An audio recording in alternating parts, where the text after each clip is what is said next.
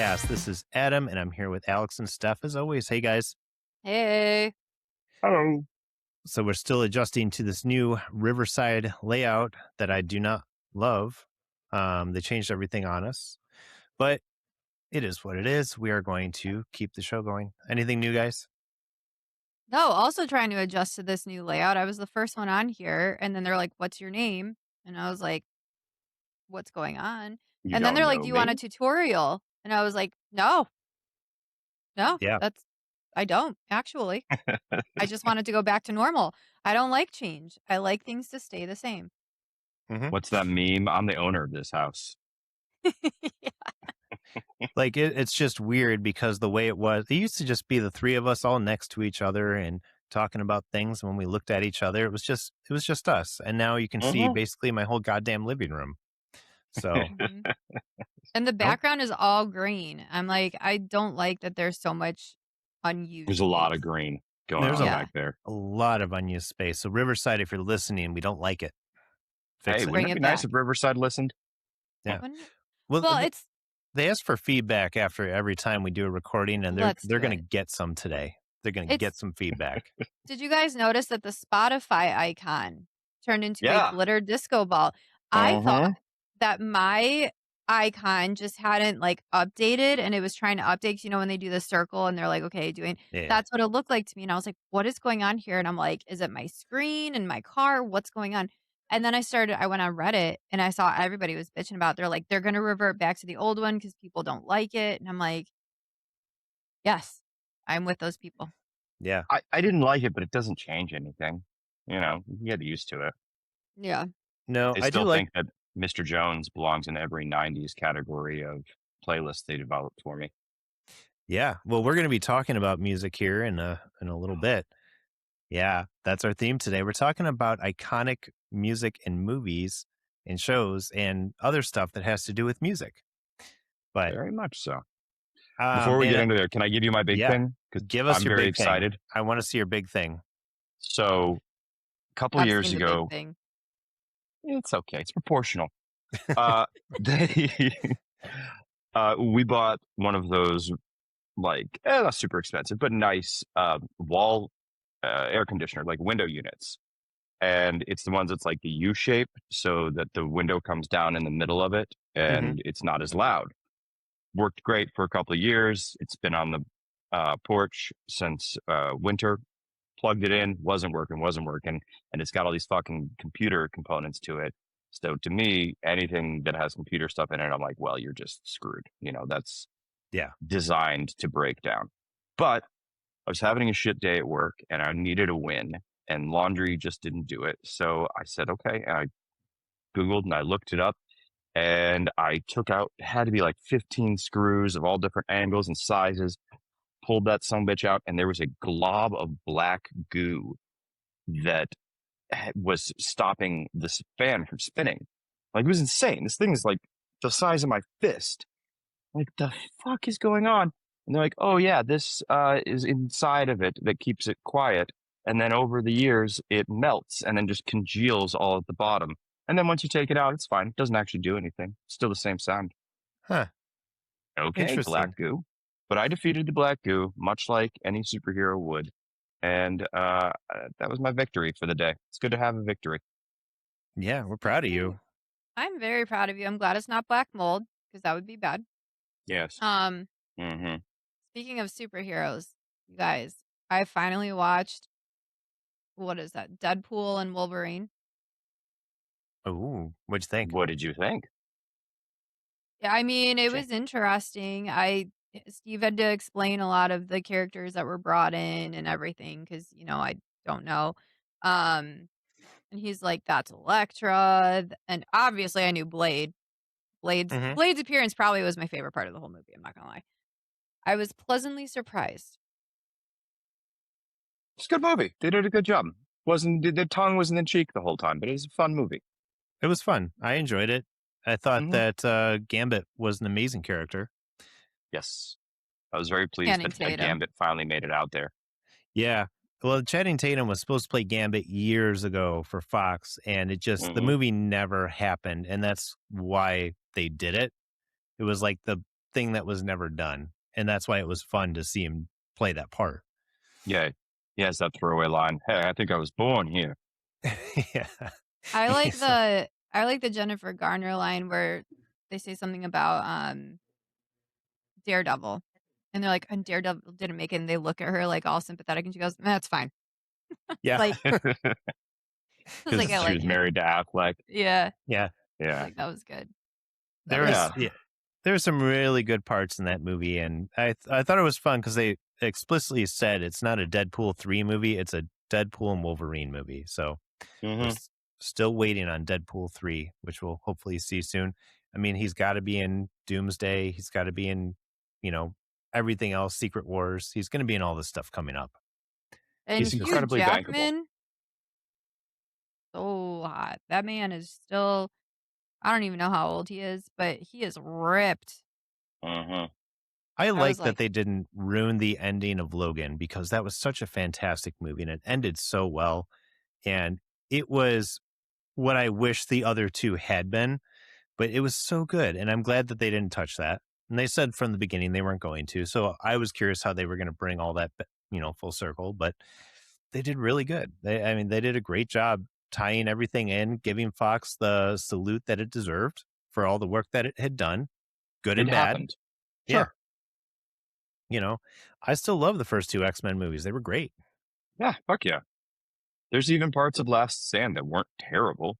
No. There weren't many of those parts, but there were parts. Yeah, that's true. The Days of Future Past stuff, everything after that. Well, actually, Days of Future Past was good.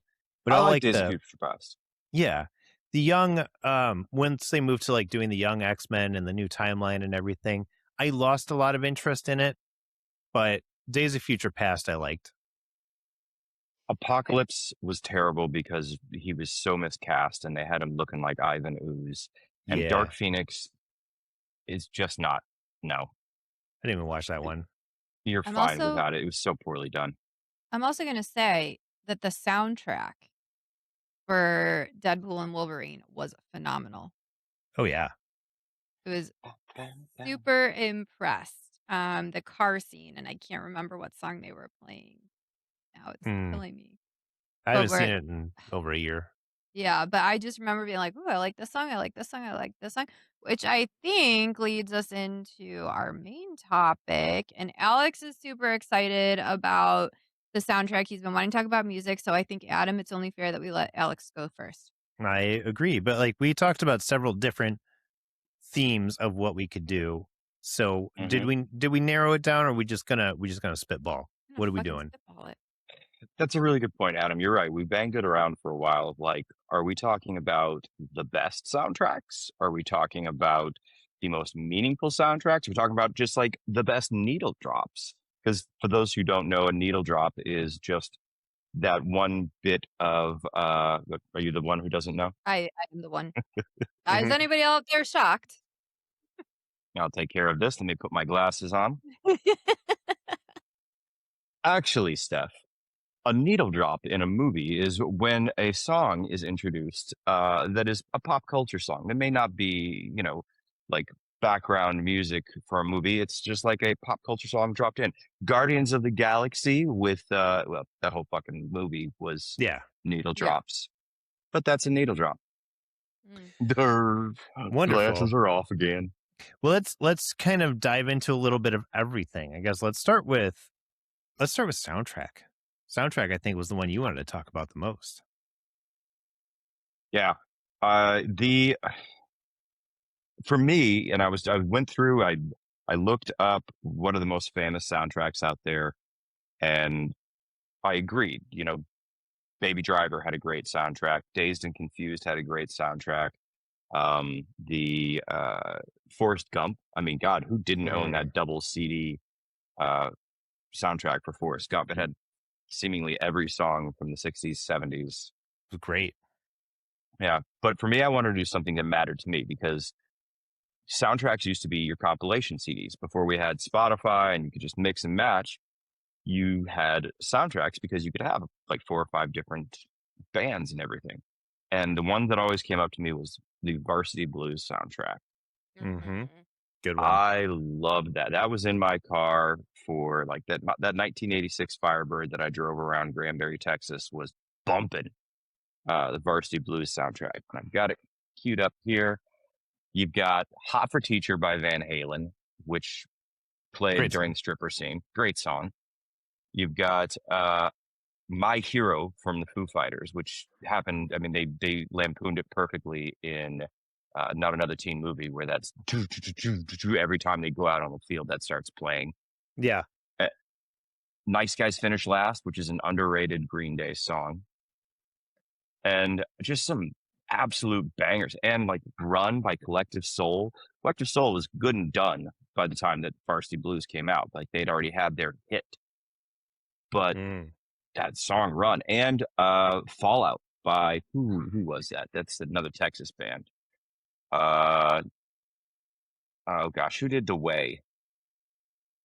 I don't know. You know who they didn't have though Oh was my God, I'm Nickelback. drawing a blank.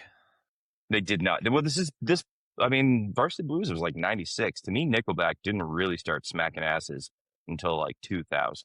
Early 2000s. I don't put No. them in the '90s. Early Google that shit. 2000s for sure for Nickelback. They Nickelback. might have been playing, but they weren't like popular. To me, it goes Eddie Vedder, Creed, Nickelback of like the progression of that voice. Yep. Yeah, that sounds about right. The vowel-y song. That's one for me. That's Varsity Blues. I've got more, but I figure we can bounce back and forth.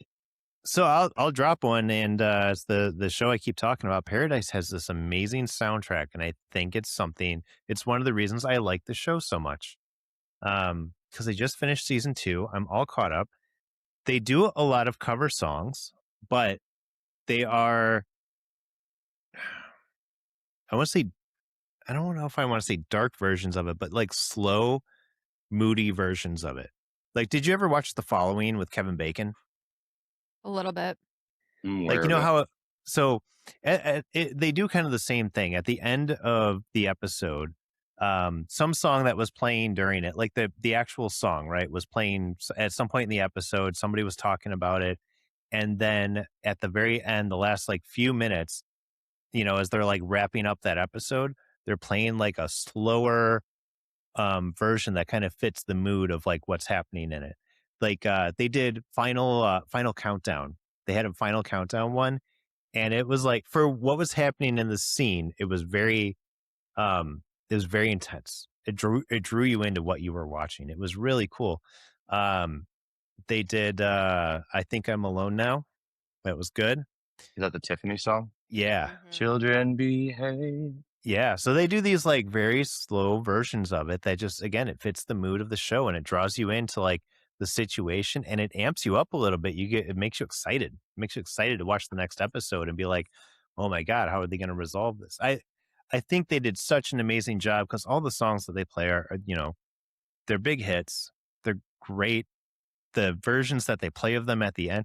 And it's fun because after you realize they're doing it, probably by about episode 3-ish, when you realize that's their theme and what they do, you're listening for that song. You hear the song during the episode and you're like, oh, I'm going to get to hear this at the end. It's going to be great. What's that called? Diegetic? Yeah. When the song is like somebody's listening to the music in the show. Yeah. Like the characters are hearing it too. Yep. Yeah. So that's it's good though. Their soundtrack is really good. I've been playing it on my Spotify, just, looping through, and it's but I think it's always great when you have a soundtrack that just amplifies what you're watching and it gets you and it pulls you in and makes you part of the universe. You know what I mean? Yeah, 100%. Well, music is what brings us together. I mean, film and television is great when we can all watch it, but the shared experience of listening to music, if you find somebody who doesn't like music, you found yourself an alien. Yeah, that's 100% true. Mm-hmm. I just mark it. Yeah. My hot take.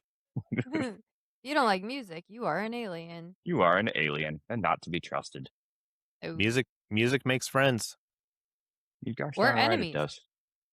Or enemies. Yes. I like it when somebody else covers a very well-known song. Did you guys see the Vince Vaughn TV show on Apple TV called Bad Monkey? No. No. Based on a series of books, I believe, or like series of stories. It's noir. He's a former cop, private detective in Key West, and he's solving murders. That's fine. It was okay. The show was fine, but the title of each episode was a Tom Petty song, and they had other artists covering Tom Petty songs, which I thought was Nice. great because Petty's one of the best. Oh yeah. Or like the I Am Sam soundtrack where they had a bunch of people do Beatles songs. Yeah. I like a good cover. I do too. I like when they do some really good ones, especially again amplifying shows. The Following, that was such a good show, and they did some like really good ones on there. I know they did Bad Moon Rising by Creedence Clearwater Revival. They did there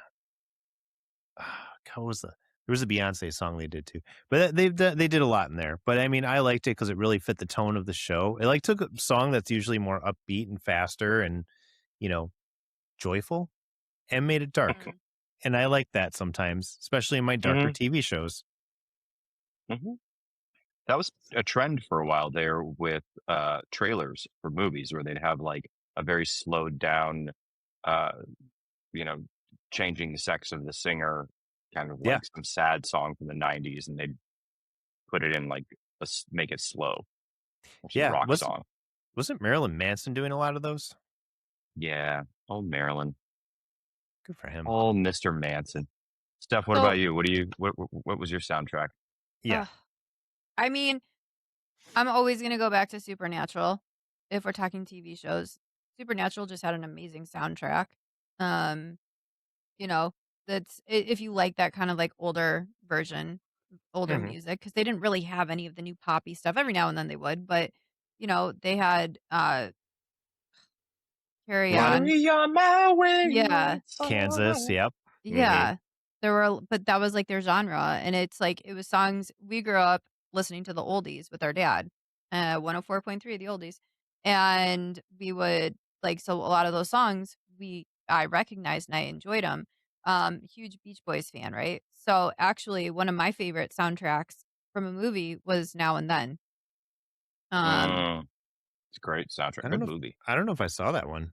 Oh, you've seen it. You have 100%. Yeah, it's the girls when they're younger. They go to the graveyard. Devin Sawa was in it. Rosie O'Donnell. Demi Moore. Yeah. This does not sound familiar. Hold on. Let me see. No, keep going. I'm sorry. When I say hold on, I mean like Girls Stand By Me, only they did a nice time jump. Yeah. Like girls when they were growing up and like kids, and then as adults, and they're both dealing with shit at the same time. It was a very well done movie. I actually want to watch that again. I think I watched it a couple of years ago, but their soundtrack. So I love the Monkees, and I watched the show and everything, and they had Daydream Believer in there, which was one of my favorite songs growing up. And I think it's just like kind of that that nostalgia, like it brings you back to a good place before, I'm not saying before the war or political things, but it's like back then, because there was a lot going on, but back then it was just kind of more like you're not saying like fuck this, like not every other word is a swear word. We don't have, and I'm gonna age myself here, we don't have this like really nasty like music where people are talking about popping pussies and shit like that. Like it was wholesome, and it's like you can roll up to a stoplight with the window down and know that nobody's judging you and nobody's like, oh my God, my kids are right next to me. To a lot of today's music, you're like, while very well done, you're like, I don't want a 6-year-old to listen to any of this. And I'm not going to name names because I don't want to like piss off people. I don't feel like getting in fights with people, but like, you know what I mean? Like today's music is very personal. explicit. Yeah. It's very but today's music is very explicit. Yeah. Steph hates Cardi B with a vengeance. That's out there. The beef has been put. So I think Cardi B she's great. I just wouldn't let my 5-year-old listen to Cardi B. Yeah. I mean, I can't say anything because my daughter likes to listen to Ride With Me. She loves that song. She calls What it. song? She calls it "Must Be the Money." Oh With wow! Nelly? Yeah, That's not a Nelly. bad song. Hey, must be There's the some words in there money. that she probably shouldn't know or say. Well, we do try to steer our children away from capitalism. Yeah. Well, sometimes we'll Oh, see. what was it? Our cousin, so our cousin's wife, Abby, was taking her daughter to like a Sabrina Carpenter concert. Again, very talented. And I was like, and she didn't know anything about Sabrina Carpenter. She's like, oh, whatever. It's a trip to Nashville. I'm taking I think like Bryn was like 6 or something. And I go, have you ever listened to one of those songs? Yeah. But she goes, no. And I go, it's literally about sex. It's all Yeah. sexualized. It's about her getting wet from like from oral sex. I'm not going to, I don't want to, I don't know. Whatever. So I'm trying to When not in be doubt, graphic. just use Latin, cunnilingus. Cunnilingus, there you go. I'm trying to not be dirty here. And Yeah. Abby's like listening. She's like, oh my God. She's like, well, whatever. The ticket's already paid for. Yeah. It's, you know what though, it's hard because you want them caught up on the music because their friends are listening to the music. You can't let them be the weirdo who's sitting there still singing Coco Melon songs. You can't let them be that person. Fair. My parents definitely let me be that person. I just listened to oldies. I was talking about Zeppelin when everybody else was rocking out to fucking Nirvana. You know, we do a lot of oldies, and she knows some good oldies songs, but you know, we also like to listen to some of the newer stuff. And, you know, most of the time it's on the radio too. So it's like all censored anyways. I really don't care. But Adam, all of our music is oldies anyway. Yeah, that's true. We are oldies. We are oldies. Oh shit. NSYNC is the I oldies. forget about that. Yeah, they are far. Fucking bye. Yeah, they are. Yep. Bye. We're gonna get in so much trouble and get demonetized as if we were making any money anyway. Right. From all the little snippets of songs that we're gonna be humming and singing throughout this. Whatever, we're bringing the oldies back. I don't think we can get in trouble for that. You think freeze we play the music. actual song. Music to me, it matters for the time and place of when you're at. So to some kid out there, the song "Wet Ass Pussy" means a lot. In 20 years from now, they'll be like, kids today don't know about wet ass pussies. Yeah. We've been back in our days. We had acronyms. Yep. We called it WAP. Yep. WAP, damn it. The first time I heard that song, I was like, wow. And I have a dirty mouth, okay? Like, I'm not saying I'm a princess and I don't say dirty words. I have a horrible trucker mouth. So for me to sit there and be like, that's aggressive. Now, I will say, this is kind of funny. There was one day we had a bunch of kids in our bar and we should not have had kids in the bar. Like, at this point, it's late. Bring your kids fucking home. I'm not Chuck E. Cheese. Like, go around the corner. I don't know. I'm not serving them pizza. Your kids are making a mess of everything. Sorry. And so my manager, she and I were just fucking livid because it was like kid after kid after kid. She puts on WAP and anything that had something dirty in it that was like aggressive. It was like big dicks or I can't even remember what she put on. She made a playlist though, and she just fucking rolled it. And I was like, I'm actually not mad about this. This is kind of amusing. But like some of the patrons at the bar, they're like, the music really changed, huh? And I was like, well, it's doing its job, isn't it? And like, get rid of the little ankle biters. We'll go back to regular style music. I'm like, it is a fucking Friday night and you are bringing your children into my bar. That's prime real estate. Get them out. That was a little bastard. Wet ass pussy it is. So, but let's move on. Let's talk about it. Adam's like, that's enough. Sorry, Alex, you had another I did soundtrack. Yes. Go Can't for it. Hardly Wait. Oh, that's a great Not one. only is it one of the best movies of the 1990s, just absolutely, I know we've talked about this before, but I will die on this fucking hill. That movie is so brilliant in so many ways and has so many amazing actors that rolled their way through there. But the soundtrack is a fucking bop. You've got Graduate by Third Eye Blind, which is off of one of the best albums of the 90s by far. You've got High by Feeder. That's a nice one. Damn It, the Blink-182 song that really pushed him up there. Oh, yeah. Can't Get Enough of You, Baby. Just so many. And the Replacements song for which the movie is named, Can't Hardly Wait. The Replacements are such an underrated band by people of our age. Like, Gen Z gets that, or not Gen Z, Gen X got them, and they get it. But we kind of missed the replacements. They were fucking good. Bastards of Young was a great song. They were pretty goddamn good. I'm going to go. I haven't seen that movie in a long time. I'm going to have to go back and listen to that soundtrack. I know. I I'm like, remember I'm it was gonna good. look it up. You're right. I remember it's good, but could I name, if you hadn't just listed off a bunch of songs, would I have been able to name any of them that are in there? Probably not. Well, But if it's I not went and just listened, I'd be like, hell yeah. there's topical stuff because obviously Graduate came out in the 90s. There's a few of them, but there was some like they had Parliament song. They had Paradise City with Guns N' Roses. Yeah. Okay. You're right. I could have named that one. It's Tricky by Run DMC. Mm-hmm. That's just, I love that soundtrack. I love that movie. You had peak Jennifer Love Hewitt, Ethan Embry.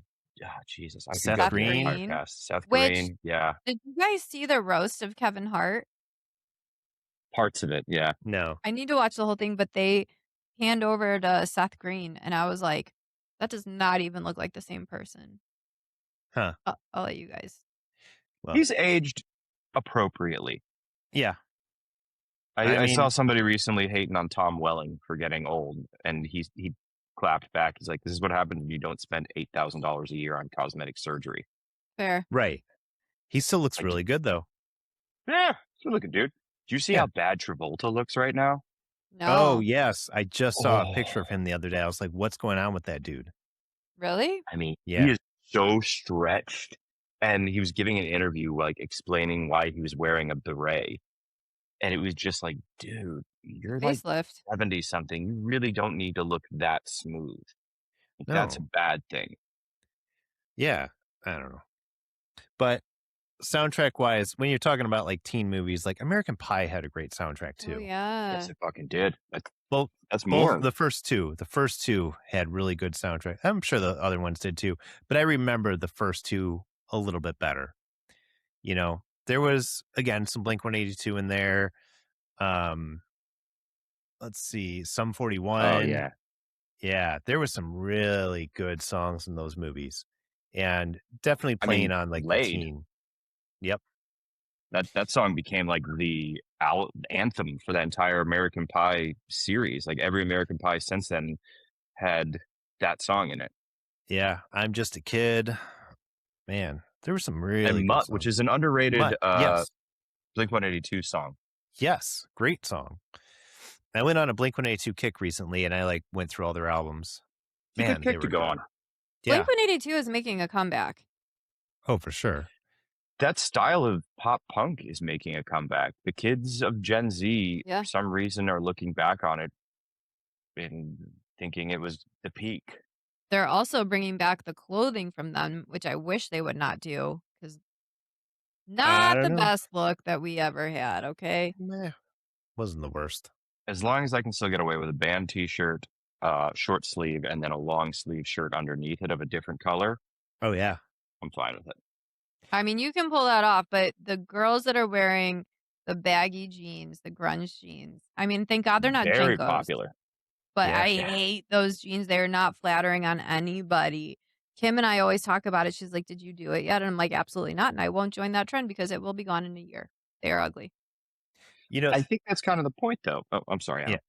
Oh, no, I was going to say, I was like, they made the shirts with like the short sleeve and it looks like the long sleeve's coming out, but it was all just one sleeve. Yeah. They made Hot it. Topic. I had them. I saw those. I had them. Yeah. Hot Topic. Yeah. They cornered the market on that. I know I am a straight white guy saying this opinion for women's fashion, but to me, it kind of makes sense, like the baggy jeans, because fashion is cyclical.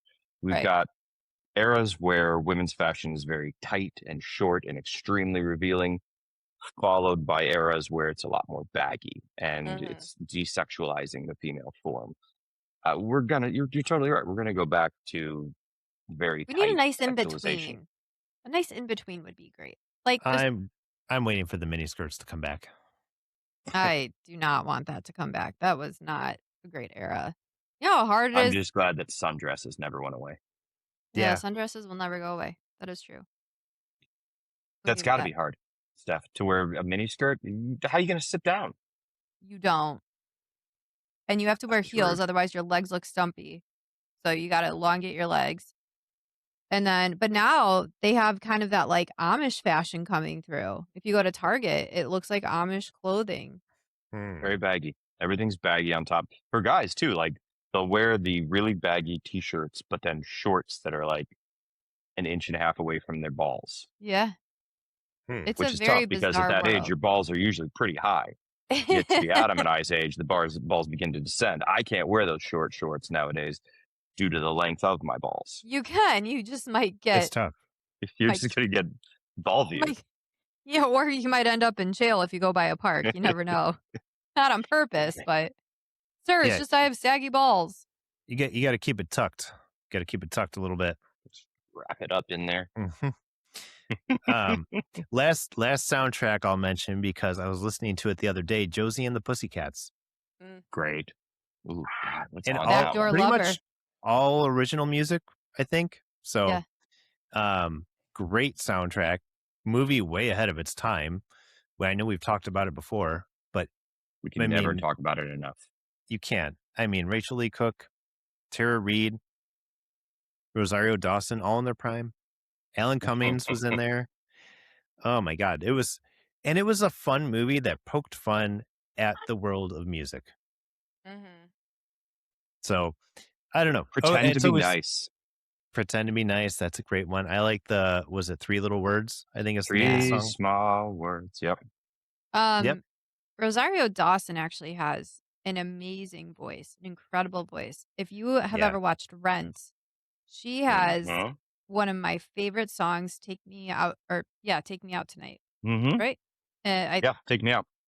Thank you. I'm like, I I'm want to losing my go mind. out tonight. And her voice is just phenomenal. And it's funny because I don't think she was the main character in Josie and the Pussycats at all. She was very much an ancillary character, in my opinion. She was just kind of on the side. She was a pussycat. She was a pussycat, but she wasn't like, I don't know, like Tara Reid had her dumb blonde girl. Like she was like a center of attention. She had Josie. Rosario Dawson was kind of just like, I don't know. She was kind of filler to me. She was kind of the voice of reason. She was like the, she was like a the straight heart. man. Yeah. But Rosario Dawson's great. She was a great pickup. I'm glad you mentioned Rent because that's a fucking great soundtrack. But I mean, that's a musical, so it's designed to be that way. It has to have a great soundtrack or it's not a very good musical. Yeah. Not all musicals have great soundtracks. Like what?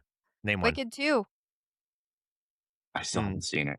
It's not great. You're not missing anything. Even my theater friends, my theater nerd friends, have all said they should have stopped after the first one. They shouldn't have made the second part of it. It should have just been one movie. They could have cut out a couple of songs and made it just one contained movie, and that would have been fine. Yep. They were milking it. Yep. Pretty hard. I was not impressed. None of the songs really got me excited. Like Wicked, the original Wicked, like yes, the songs were amazing. They were all well done. You get really into it. Popular was one of my favorite songs. And then Wicked 2, I'm like, I couldn't even tell you. I honestly don't think I really paid it that much attention to it because I was kind of bored by the whole thing. I'm outside the closer of what is it, Change for the Better, which is a great fucking song. But that the second half of Wicked really didn't have any bangers in it, in my opinion. No. If you're gonna do a musical, I mean, you've got like Rent, Les Mis, West Side Story to me is up there. Chicago, Jersey Boys, Phantom of the Opera. Oh yeah, Phantom was be my great. favorite. Yep. Yeah, musical soundtracks. I don't think they should count for this conversation, but that's a whole other podcast. Yeah. Yes. Where we'll just start sipping on some rosé and just get real fun. Yeah. Get real deep into it. Girl, I will sing some fucking Les Mis if I can get out of it. And I have about the same vocal range as Russell Crowe, so that works out. Oh, perfect. Fair enough. I sing as well. Fair enough. The first time I saw Les Mis, I was like, what is going on right now? Is he singing? Is he talking? I'm like, it took me a couple tries to get into it. And then once I got into it, I was pleasantly surprised. But I was just kind of like, what is going on? As an actor, he was a great Javert. Yeah. As a singer, he was not a good Javert. Yeah. See, when I used to work security back in the day, a lot of the production companies would hire local security firms to go to the theaters during kind of like the special screenings. So I would go and watch a lot of these movies, and Les Mis was one of them. So when we go basically see the movie for free, we're just watching to make sure people aren't recording and bootlegging and stuff like that. But I saw a lot of really good movies, but Les Mis, I didn't really know much about it. I knew it was like a Broadway play, and so like watching it, I was like, huh, like okay. I was like, I don't know, because I was just kind of thrust into it. It wasn't like, Yeah. oh, I know about this, I'm gonna go watch it. It was like, okay. And as somebody who wasn't like terribly into musicals at the time, I was like, okay, I kind of get it. I feel like I should go back and watch it, knowing a little bit more, being a little bit more cultured than I am from back then. That's a tough So one because there's not really dialogue to set stuff up. There's not a whole lot of just spoken word. Everything is kind of a continuation of the same song, Yeah. which is yeah, great when when you build to, what is it? Tomorrow night? No, one more day. yeah, Great fucking yeah. song. Well, and Russell Crowe's death in that movie is still one of the funniest deaths on screen ever. He just kind of flops. He's like, Yeah. It's like he that was very falls. clearly a dummy. Like it looked like something like Saturday Night Live if they were to like throw like a body out, but it's like just a dummy. Yeah. Like that's one of the best deaths, second only to Steven Seagal in Executive Decision. Yeah. Okay. Yeah, great one. But off topic and needle drops. Let's talk needle drops real quick, and then we can move into our what you watching. So Sounds like a plan, Stan. I've got one to start with, if that's all right with you guys. Yeah. I want to hear what you're going to do because I don't know what I'm doing here. So, I don't know if you'll even classify this as needle drop, but just like a song that belongs in that movie and just made that so much better was in The Watchmen. The intro sequence with John Denver, The Times They Are Changing. Yes. It was Not a Denver. great. What? Wasn't that Denver? Not John Denver. No. Who That's was my it? man. That's Mr. Zimmerman. Bobby D. Was it? Come gather and choosing wherever you roam. Yeah.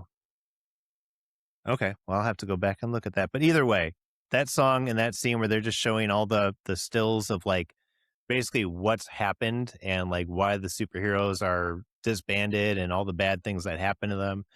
I thought it was a very powerful scene that sets up the movie really well, that it didn't require 2 hours of backstory to go into what they were doing. And I thought it was really good. And like the song went very much along with the theme of what was happening.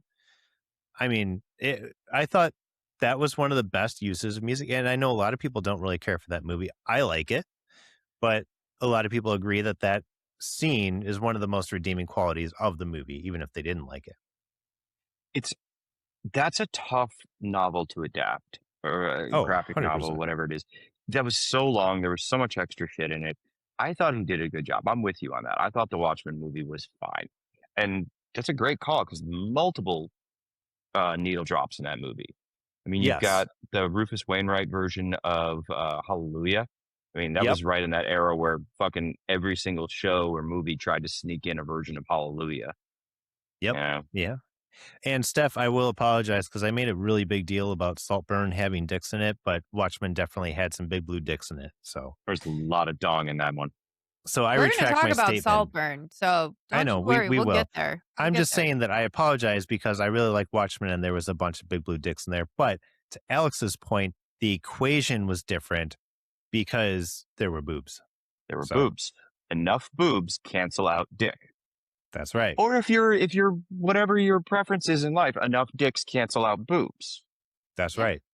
I'm just saying equality amongst genitalia is important in a film. Yeah. Very important. That's a great needle drop. That's a really good choice. Now I feel like mine sucks. Oh, no, no, because I still don't think I understand what this needle drop thing is. So, okay, so you saw Guardians of the Galaxy, right? yes. That like the early part of it where he's like he's playing the Redbone song, "Come and Get Your Love." Yeah. That's a needle drop. It's when you take pop music and you just drop it into a movie, and it's almost like a little mini music video, as opposed to background, just like instrumental stuff. Right. Mm. And we were okay. So hold on, real quick. We were both wrong. It was Bob Dylan. That's what I said. Oh, you did? I thought you said Zimmerman. Robert Zimmerman, Bobby D. I'm a huge Dylan fan. He was one of my you know tops. more about it than I do. Okay, I got confused. Just in this case. Well, most things, but yes. Okay. Anyways, it was Bob Dylan. That's our correction. If you've already tuned out of the show because we got that wrong, please come back and see us another time. Totally understand. They also did a really good version of The Sounds of Silence in that movie too. They did. It was Simon and Garfunkel. Love me some Simon and Garfunkel. I've been trying to find a joke recently that I can't play music at all, but I can do the bass solo for You Can Call Me Al. I can do the air. And so, I got that going for me. Yeah. Which is nice. You'll get there. It'll be good. One day. You'll get there. One day. All right. Steph, do you understand the needle drop yet? I don't know. This is maybe. All right. Okay. Let's simplify it. From a movie, there's a scene that has a song that makes that scene absolutely amazing and it sticks in your head. What song is playing? Ooh, Love Actually. Okay. When the Prime Minister dances because he just beat out the That's US a needle president. drop. That's it. What was the That's song? A needle drop. Why can't I think of the song? He's dancing. Isn't that a Wham song? Hold on. I don't know. I've seen the movie Google once. that shit. Love Actually is a good movie. Some creepy ass parts, Actually. but Bill Nighy's always fun. That's a cute little movie. Bill Nighy is great. Yeah. I enjoy watching him. There's not much that he shows up. He has one of the best lines in that entire movie where he's like, kids, don't buy drugs. Become a rock star and you get them for free. Yeah, they give them to you for free. Literally one of the best. Well, now you know what a needle drop is. That's a needle drop. It's pop music that was not made for that movie that is just dropped into that movie.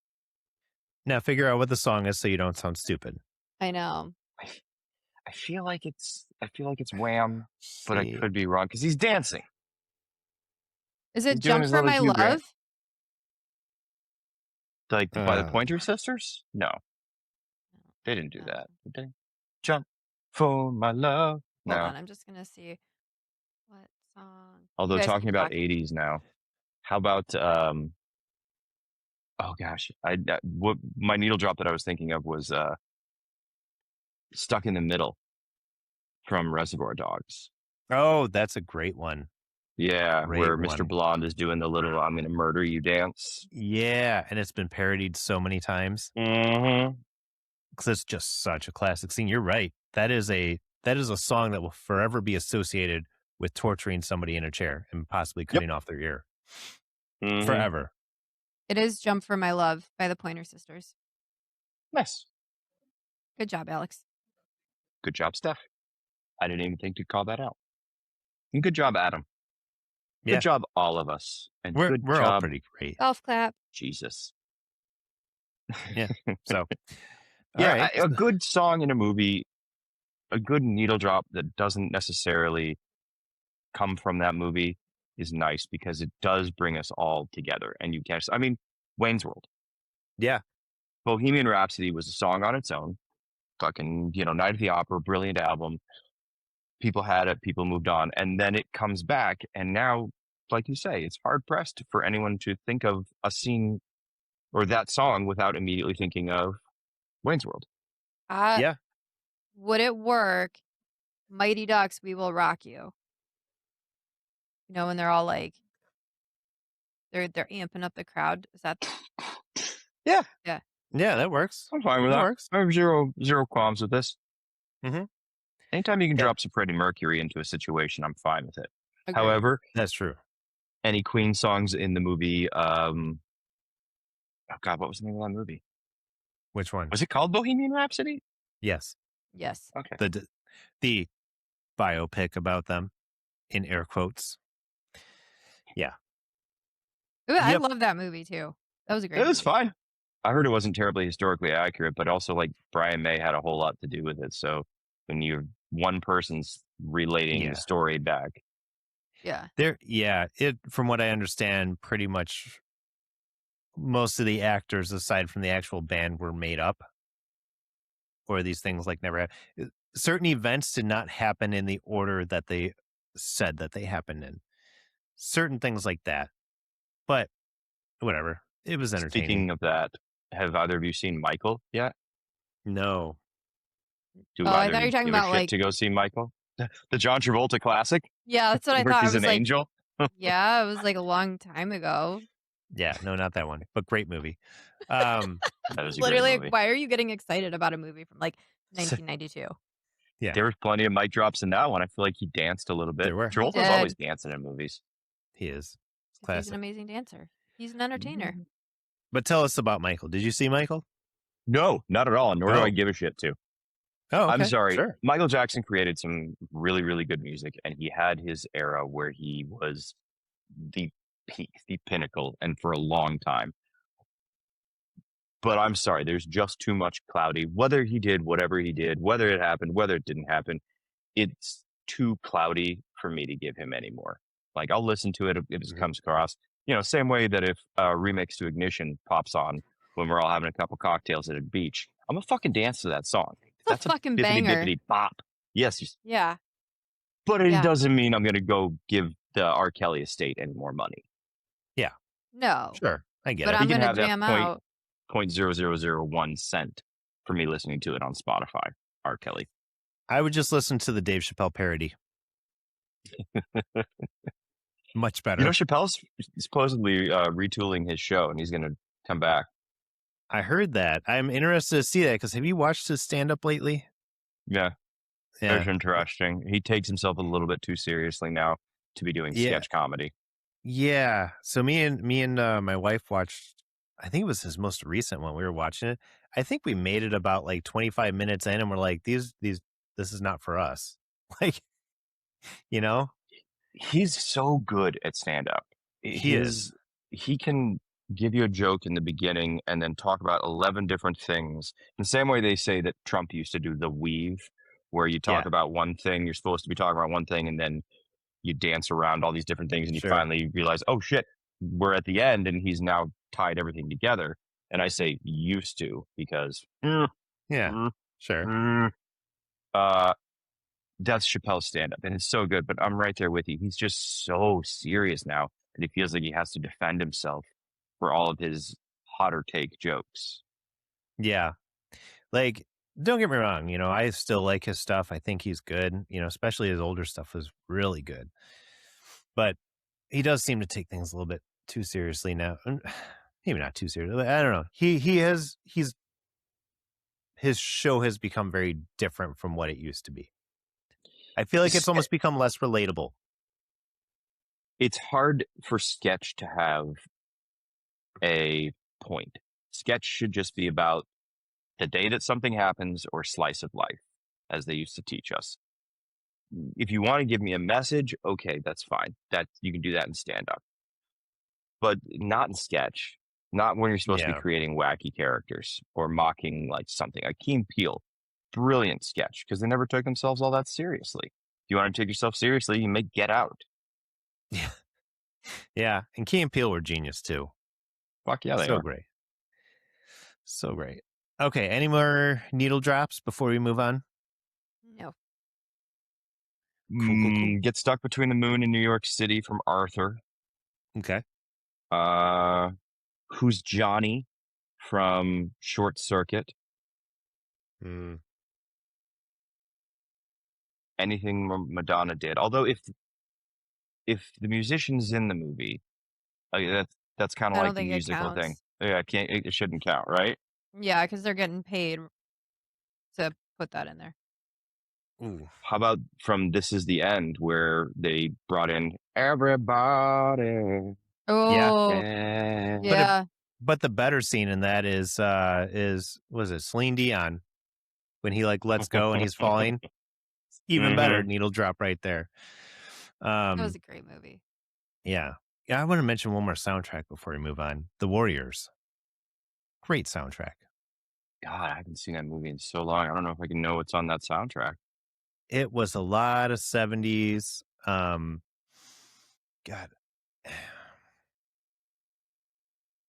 I'm trying to remember some like I can picture all the songs in my head. I don't know the names of any of them. I can picture them all, but Never that's watched it. oh my God, It's a good such a movie. great movie. Great movie. Yeah. It's iconic for its dirty time and place, like New York in the 70s. Mm-hmm. Does it And have a kind of lot like of dicks? No, there's a And I lot of. probably won't like it. It's basically like 1970s New York. There's a bunch of gangs. They all have different themes to them. The most classic of which is the Baseball Furies. But they all have like different themes, and like the Warriors get blamed for killing like the big gang leader who was trying to bring all the gangs together to take over the city. So they get blamed for it, and then there's basically a bounty put out on their head to the other gangs. So they're basically trying to move through all this gang territory to try to get back to their turf. But like they're being hunted by these different groups, and it's pretty wild, and it's a great concept, and it's a lot of fun. It's a fantastic concept. So, Steph, think about it this way. Say you and all the other people in your gang go to a big party down at Sox Stadium at US Cellular or whatever the fuck they're calling it these days. Comiskey. It's called Comiskey. Fair. I apologize. Yeah. And shit goes down, and then you now have to get back up to Wrigley, but you can only ride the red line for so long before you have to get off and then travel in different ways to find your way back up to Wrigley. And that's it. Like through then you're going through, you have to fight the Lincoln Park gang, you have to fight the Old Town gang, you have to fight the Gold Coast gang. For a second, you might have to go around and defeat the people in Wicker Park. That's that movie. If that were real life, I would definitely be the Comiskey gang would take all of those people. Can you imagine that? Yeah. Southside versus Lincoln Park. Yeah. Come on. No fucking Lincoln Park would just have their contest. daddies pay for it. Yeah. But then great we'd movie. rob their daddies. Yeah. Great movie. Cool. We ready to I move have on one then? more just because it popped into my head because we're already at 52. TV show, Friday Night Lights, music by Explosions in the Sky, which is this band that only does instrumental stuff. And it's really, really good. If you ever want like studying music or just like, I've got to write a contract or some shit and don't need the words, Explosions in the Sky. Great fucking band. Really, really good, epic kind of music. They captured the feeling of a Texas sunset. Okay. Interesting. Okay. I like it. I do drugs, Adam. Yeah. I usually just do whale songs while I'm studying, but I'll have to give them a try. Nice. Cool. It's a needle drop for the whales. There you go. So, all right, let's move on. We're going to finish this up with what you watching, and the big one that Steph has been after me to watch for 6 months now, roughly, Saltburn. We'll talk about Saltburn. I've watched a couple other things, but we'll talk about Saltburn first. So, I watched it, all 2 hours and something minutes of it. It's a movie. Okay, so I'm trying to think about where to even start with this. It's pretty fucked up. Pretty fucked up. Because the whole premise, this guy basically falls in love with this kind of rich dude at his college, and then goes, he doesn't fall in love with him. He does. He loves and hates him. He says so. Wants to be him. He wants to take over his life. He's not in love with him in a romantic way. He wants to embody his life and take over. Yeah. Spoiler warning, by the way. Spoiler warning. Yes. This shit's been out for a while. At this point, there's going to be some spoilers. Okay. Yeah. All right. So, all right. He's not in love with him. Why does he drink his dirty bath water out of the bath drain? Because he's obsessed with him. He's like, it's I feel like in that he was almost trying to ingest him so that it would be like, I'm taking him in, I'm morphing into him. I don't know. It was a fucked up situation. I actually forgot about that scene until you were texting me about it last night. Why did he take his pants off and fuck his grave? He was Okay, in love so with him, Steph. I'm with Adam on this one. He was in love with him. that scene was an improv scene. Nobody knew that that was about to happen until I think it actually happened. Barry didn't tell anybody, and then he just did it. So Doesn't change what happened there, because that was Steph. There's some pretty fucked up things in this movie, and I just I don't even know. There were so many things that were off about this guy, and I'm more concerned about that family just never kind of realizing this dude might be a little off. Like, it's not like he was charming. No, he was creepy from the drop. He was weird, but the family was just as weird. So, I mean, rich people are odd. Yeah, but in like the sister, the period scene. Yeah, that was disgusting. Where he performed cunnilingus. He performed cunnilingus. But he she was just sitting there out in the cold, allowing this to happen. And I don't know. I listen. All that aside, let's talk about. You kept saying like, "Oh, there's a big twist at the end." Yeah, it's not a twist if you see it coming, Steph. I didn't see it coming. This is where I have to question you a little bit in your taste of people, okay? Because, okay, I'm going to spoil the hell out of the end of this movie. Barry Keoghan, or however you pronounce his name, who is kind of the main character of this whole thing. It turns out there are a bunch of people start dying. He's the one who killed them. It was 100% obvious, okay? You start drinking bathwater, I immediately suspect you're a serial killer, okay? Like, it was so obvious, and it's like, what part of it surprised you? That's where I'm trying to. When he was sitting with the mom and basically killed the mom, and she brought him back in, I thought, to me, that was a twist where I was like, wait, he just inherited everything. Like, got back in with her, inherited everything, and then killed her. Mm-hmm. To me, that was a twist. I don't know. The inheritance I could see being a little bit of left field, but I'm with you on this one, Adam. You knew that dude was going to kill them from the jump. Yeah, he was the one dude ends up. Dude. The one dude ends up dead in the maze, and everybody's like, "Oh my god, he's dead!" And it's like, well, he clearly poisoned the drink he gave him. That's the first thought I had. Is like, do not accept a drink from this guy. Oh, and that's fucking serial killer number one. Like, don't accept drinks from people. If this is your taste in people, do not accept when you go out drinking. Nope. No. What about unless from a licensed bartender? What about when his family gets introduced, like, and they find out that like the mom's normal, the mom and dad are just like Judy and John Cleaver. It's a bit of a rug pull, but not necessarily a twist. No, not. It's just, it wasn't twisty to me, because it was like, as soon as that dude showed up dead, I'm like, he definitely killed him. And then the girl was dead in the bathtub. I'm like, yeah, he killed her. And yeah, it was not a twist. Here's the part that I find hard to believe, though, was that they were trying to make it sound like he had set this all up from the beginning. Like, a lot of this was improvised. And I kind of want to know what his plan was if some of the shit hadn't gone sideways and he diverted into, well, murder. I'm sure he would have eventually, but yeah, I was like, I feel like some of it where he's telling the story like, oh, and then this happened, it's like he's some kind of genius. But in reality, it's like he's just kind of making it up as he goes along. Like, there was not really a plan. It was like, he was like doing steps, one thing at a time, but there was no long-term plan to steal the inheritance and own the Saltburn Castle. Or maybe there was after he killed Jacob Elordi, and then he's like, wait, I got away with this. What else can I do? That's what I'm saying. I don't think it was all planned from the beginning. No, because it just happened that the bike broke down and he was there to save the day.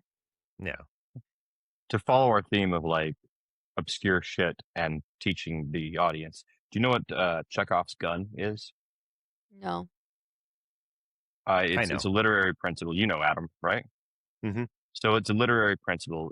Chekhov was, I want to say, a Russian writer. And I'm not sure if it was in a book that he wrote or if it's just a principle. But if you introduce a gun into a play in the first act, in the third act, that gun needs to go off. So you're saying that, like, I'm introducing this plot point, this MacGuffin, it needs to pay off by the end. To me, that kid, Barry Kogan's character, was Chekhov's character. He was a fucking gun the entire time. You knew he was crazy. You knew he was up to something. By the third act, he's the one who did the bad. Like, Yeah. Okay. So, I mean, did you know that he was killing those people?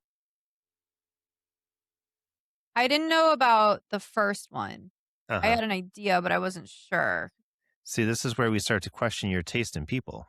Well, to be fair, I didn't finish the movie. So when you walk down the street with Steve, does he sit there and go, her skin looks real soft and stretchy? Does that happen? No. I'm just trying to make sure you're safe. Does he buy you lotions and at any point ask you to put them in baskets? Yes. No. Mm-mm. Okay. Well, you don't want the hose again, Steph. Yeah. You do not want that hose again. I wish Yeah. you'd buy lotion. I'm actually out. I need some. Yeah. Well, in any case, I'm making it sound like it was worse than it was. It was a decent movie. It was The a way decent that movie. it was done, pretty it messed up. It was very fucked up. It psychologically mind fucks you. And I don't think a lot of movies have that effect anymore. It stays with you to the point where you're like, what did I just watch? And I'm sure you've replayed some of these scenes in your head to be like, what? God help me, I have. Yes. Drinking cum out of a bathtub is odd. Yeah, that. I had to share that one with Sarah because you were like texting me while I was watching. You're like, "Oh, is Sarah watching with you?" I'm like, "No," and then it was like, I was like, for some reason, Steph thinks you're gonna like this movie, and she was like, "Absolutely not." She's like, I would watch. I told her about the bathtub thing. She was like, "Don't fucking say it. I don't want to hear it." Like, she would have hated that movie. She would have been mad at you about that one. Why? That's right up her serial killer alley. No, it's different. It's like it's weird, twisted stuff where it's like when she watches her documentaries, it's kind of like this already played out. We kind of know what happened. It's fine. Like, I don't know, different. Some people like their serial killers Ed Gein. Some like them Ted Bundy. You know, there's a lot of different flavors of serial killers out there. I like them all. Yeah. Yeah, you do, buddy. Well, put that Alex, lotion in the basket. Alex, what you watching? I got a couple. I got a couple because I realized we haven't talked about the finale of The Boys. I haven't watched it yet. All right, fuck off. Then we'll talk about it next week. I'm gonna finish it by next week. Yeah, because I got thoughts. I have thoughts about there was The Boys. I've seen a finale, lot of spoilers. Invincible finale came out since last time, which was fine. Not like series finale, but season finale. It was nice. What I've been watching. Invincible. No, I started watching Shoresy. Shoresy. What's Shoresy? I haven't seen it, but I've wanted to see it because I did like Letterkenny. Thank you. I wanted to say Trailer Park Boys, and I'm like, I know it's not Trailer Park Boys. Yeah, Canadian show. Yeah, I love Letterkenny. Yeah, Adam, did you ever watch Letterkenny? I watched Letterkenny. Yeah. Yeah, it got a little repetitive towards the end there. But Shoresy's Letterkenny with a little bit more heart. Okay. Like, you know how Letterkenny they're all big on repetition. They'll repeat the same beat. It's Shakespeare. It's Canadian Shakespeare. Okay. Shoresy's the same way, only they make you give a shit a little bit more about this character from Letterkenny that was just a caricature that you never saw his face. Like the lead was Jared Kiso. He's endearing. I like him. Even though he's like abrasive and harsh, he gives his whole speech at one point about, you know, because everybody's on his ass for being rude and mean to everybody. And he's like, no, man, it's tough love. Would I go to the fucking wall for you? Would you go to the fucking wall for me? Would we beat the shit out of anybody for each other? Are we best friends? Yeah, good. Then I can tell you you're a fucking asshole. I can tell you you're, you're soft. Like if Yeah. we are that open with each other, we can be a little harsh on each other because that's the only way we can do it. Okay. Okay. You know what? I just looked it up. It's got they're going into season 6 soon, so it's a lot. It's a lot of watching I can do. Oh wow, I didn't realize. I just got back into that, or just got into it. Yeah, but Yeah, see, and I'm rewatching American Dad, which to love that me is show. better than The Simpsons. The Simpsons, like season 2 through season 8, is some of the top television ever written. Some of the best Yes, written television. American Dad is kind of up there. I think that American Dad is better than Family Guy. Oh, I very much agree with you on that one. Yeah. Family Guy leans on the same callback tropes way too quickly, even when they're self-aware of it. That's still their crutch. American Dad is just character-driven, solid, funny writing. They keep it pretty fresh. Mm-hmm. I like it. So that's what I'm watching. Yeah, I love it. I love American Dad, and I go back and I'll watch that if like I'm about to lay down, like take a nap, and I'm like I just want to watch something for a couple episodes of something. I'll turn on American Dad. Yep. And I have some episodes that are just my absolute favorites, but it always makes me laugh. Always. Yeah, it's really well written. Yeah. So, Steph, what are you watching? Got a couple. Did I talk about Off Campus before? The hockey show on Netflix? I think you had brought it up, but you didn't really talk about it too much. Yeah, I need Was a it you who girl. mentioned it? I We all, need, girl? I Yeah. need a girl or a gay on here to talk about Off Campus. Because you guys, you're not gonna watch it. It's a Adam, great show, why but must you be so straight? it's a love story about hockey players. Yeah. Anyway, so moving forward, I watched two good documentaries this weekend. Lucy Ledby, who was the nurse in the UK that was accused of murdering newborns. And honestly, at the end of it, I don't know if she did or did not do it. Normally, you get an idea. I kind of feel like she didn't. I think it was poorly ran hospital. But I want you guys to watch it because I know, Adam, you guys like documentaries, and I think this would be something interesting because you think it's one way, and then you're kind of like, actually, I'm kind of thinking she Sure. didn't do it. Was it Netflix? I think so, yeah. But then Yeah, the biggest, they're notorious for that. yeah. But the biggest one that I watched was The Crash. And I've been seeing it all over social media, people talking about how crazy it is. And I mean, I was invested in this. It's this girl, I think she was 17 at the time. Her and her boyfriend were living together. They were 20-year-old high school students, so kind of questionable on that one, but whatever. Sure. And it's like they talk about the relationship, they talk about her. Basically, she crashes a car into a building and kills her boyfriend who's in the passenger seat and her friend who was in the back seat.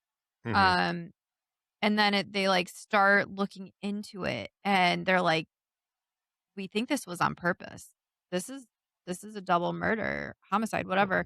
And they arrest her and the prosecution does such a fabulous job of being like, no, this was premeditated, or if it wasn't premeditated, it was like she did this on purpose. Because at one point, you see her like rounding a corner, going like 20, 30 miles an hour. And then the next shot, she's boom, 100 miles down the road, taking twists and turns. And you're like, what the hell? But the best part is the parents are like, no, my girl didn't do that. They're trying to get her famous.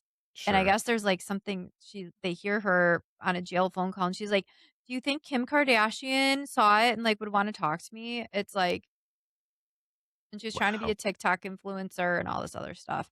Um, there's just no remorse or anything. And it's like, Yeah. they're trying to still get her out. She got sentenced to 2 consecutive 15-year to life sentences. So yeah, it's very well done though. I was very into it. I was happy I watched it. I mean, I was exhausted, but I was like, I have to finish this. Nice. Yeah. There's a lot of sociopaths that are young these days. Like they're so desensitized that fame trumps everything else. It's sad. And I mean, the hair, they interview her at the end when she's in prison, and she's got the cash me outside hair going on, and you're just like, What's that? I mean, I know that who girl, Cash Me Outside is, but what's her hair? just like the big like bun on the top that's just sticking up, and like it's you'll see. Yeah, Okay. I get it. It's like it's the white trash. It's white trash. Yeah, Mm. there's like they're like giving courses in college now for like influencers and stuff. I don't know. It's wild, but I feel like it's just a very like it's something that you would see on Black Mirror. I'm sure it's been on Black Mirror. I haven't watched it in a while, but you know, the influencer culture, putting yourself in Mm-hmm. positions where trying to get famous ends up getting you murdered. What was that? Gabby Patinko that Oh happened yeah. to. And then there was that crazy Mormon mom who chained her kids up in the basement. Yep. Ruby Frankie. Yeah. Yep. So I mean, it does weird things to people. It does weird things. And that's why we have just this happy little podcast right here. This is where so don't subscribe. Don't click like. We do not want to get famous. We're just here to talk about people who do. But if you did want to subscribe, we won't be mad. Yeah, we just would prefer not to somehow murder each other. It's okay. The more famous you get, the more likely it is that we are going to murder each other. So, it'll happen at some point. Yeah, for sure. Although, and it's going to turn out that Stef killed us all, slowly but surely. They're going to find you in a maze somewhere. What's that app you can bet on? Kalshi? Yeah. Whatever it is. Kalshi, yeah. Bet which one of us is going to be the murderer at the end. Well, that's not fair because I'm the one that watches all the murder documentaries. It's like you're setting me up for failure. Almost as though you are Chekhov's podcast host at this point. Yeah. Well, I want to touch on two more things that I watched real fast. The first one I'll be short about. The Martin Short documentary, Life is Short. It was called Marty, Life is Short. Very good. It was on Hulu, I believe. It was very, very good and just a nice look into Martin Short's life. And I mean, the guy's an icon and parties he throws with all his friends. He's just so well connected and you can tell he's just so respected and well liked. It was really just kind of beautiful to hear his story and everything. It's just a feel good documentary. No murder.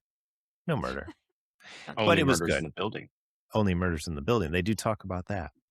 But yeah, it was fun to hear like his friends talk about him. You know, Tom Hanks, like there were some big name actors that I don't know he was like that close. He's close with like everybody on the A list, which is insane. Been top tier since like mid 80s.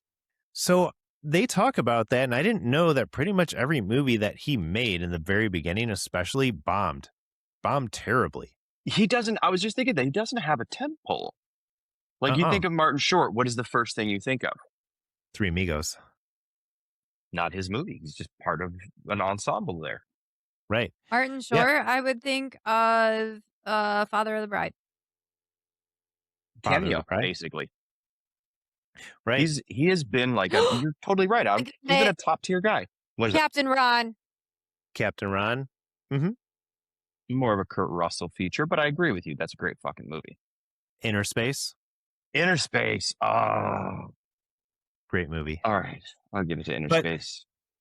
But again, all movies, with the exception of Father of the Bride, that essentially failed miserably at the box office. And I had no idea. Really? I didn't know that Three Amigos didn't do well. I was like, that's it. And it's because I only knew it when I got a little bit older. That movie came out the year I was born. I didn't know it till later when it became popular to everybody, when it became the cult classic that it is. And I'm like, how did people not, flock to this movie to see it?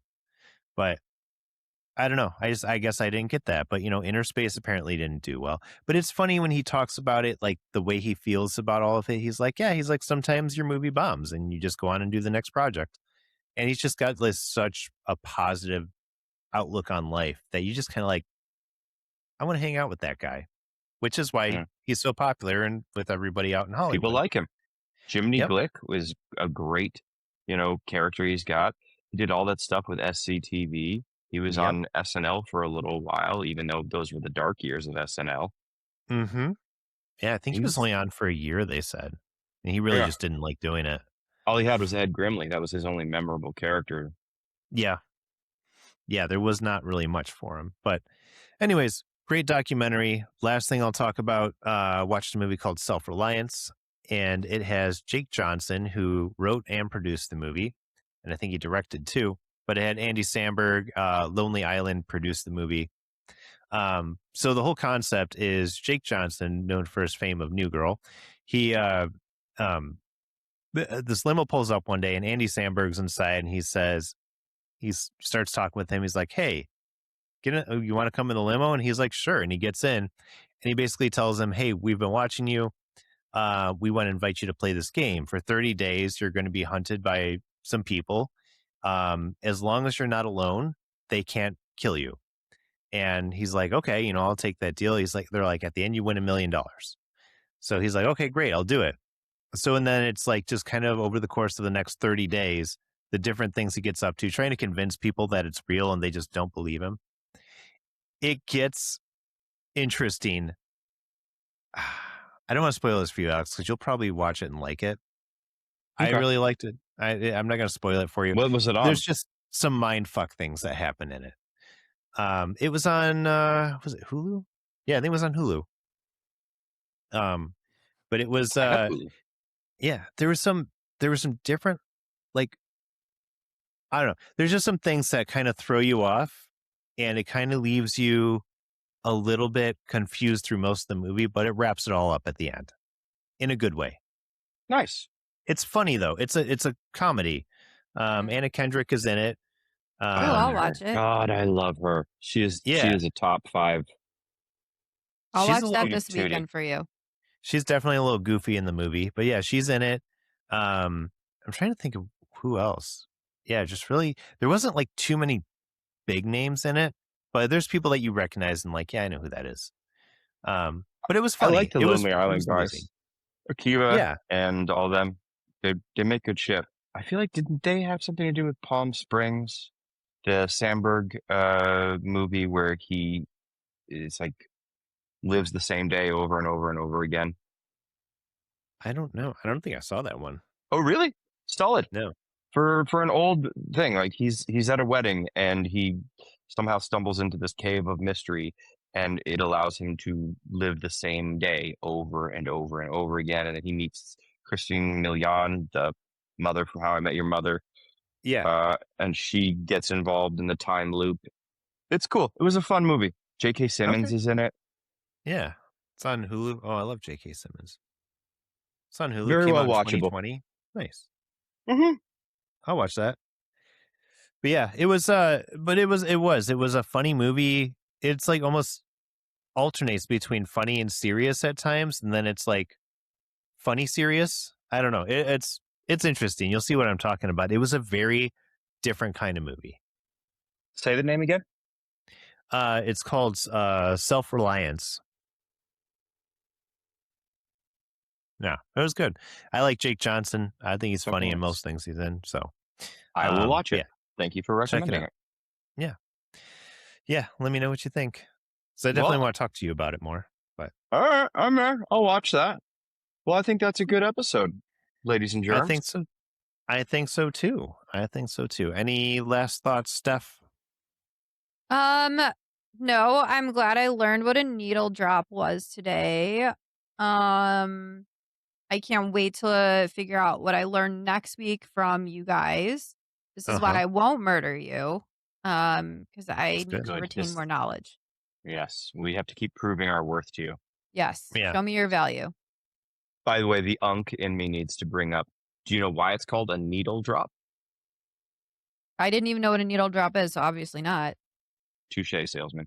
The record player, back in the day, you know how your record players have the little thing that went onto the grooves? That's the needle. So the needle drop is, and it starts playing. So when that needle drops, you're hearing the song. That makes sense. I kind of figured it was something like that. And I like to say things. We still have a record player. Old record players. I do. I have a record player. I love it. All right. Alex, any last thoughts? Life, the universe, everything, be good to each other. And if you find me dead in a maze, it was Stef. It was probably Stef. Don't accept rock on Chicago. Rock over London. Wesley right. Willis. Well, You guys don't know any Wesley Willis songs? No. Oh, we'll talk about that off I air. have those. Yeah. All right. Well, thank you everybody for listening, and tune in next week. We'll have a brand new episode for you. See you then. Bye. Thanks for coming.